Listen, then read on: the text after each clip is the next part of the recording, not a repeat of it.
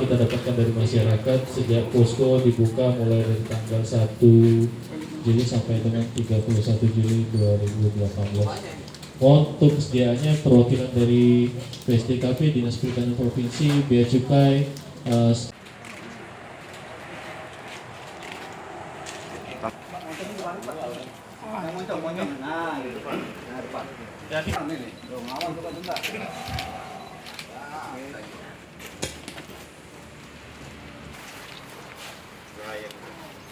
dari sana kembali ke tanah.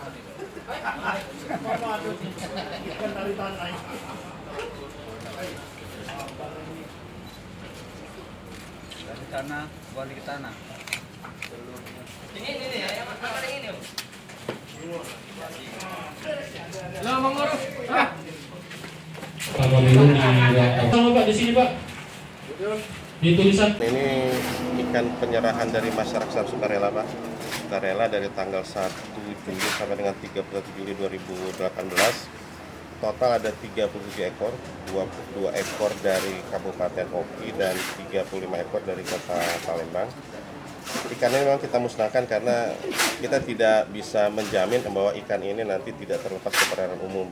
Karena kalau ikannya sampai terlepas ke perairan umum, maka dapat dipastikan akan mengganggu ekosistem yang ada di perairan umum yang ada di